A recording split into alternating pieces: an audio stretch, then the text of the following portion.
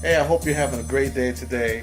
This is my wife Jen, and today we're going to show you how to make salmon our way, and we're going to do that right now.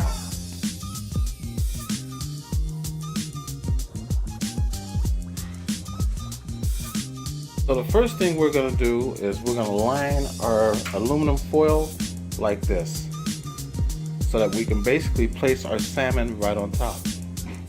Once you have the salmon laid out, we're going to start off with the ingredients. Now, first of all, make sure that your oven is preset to at least 375 degrees. Then after you preset your oven, you're going to want to at least have a half a cup of butter, about 4 tablespoons of lemon juice, about 7 or 8 cloves of garlic, or if you have minced garlic, use minced garlic, as long as it's about 7 or 8 cloves worth, 2 tablespoons of fresh dill, and mix it together. Now what I've done was already mixed everything together with the butter, and so now we're going to just mix it up in the butter. Try to get it as good as you can.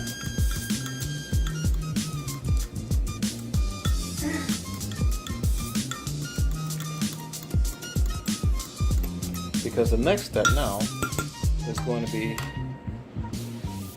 putting it all over the salmon.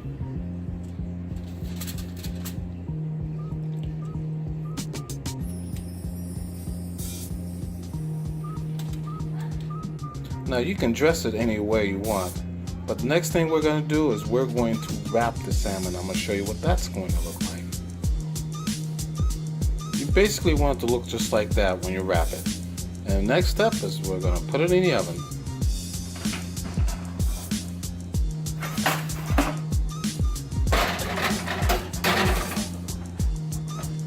And you want to set your timer for at least 20 minutes.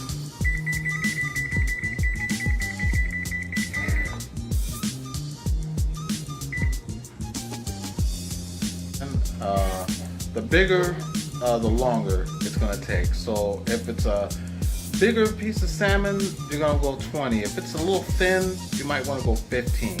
You know, depending on if it's wild or if it's farm raised. Now it's time to take the salmon out of the oven.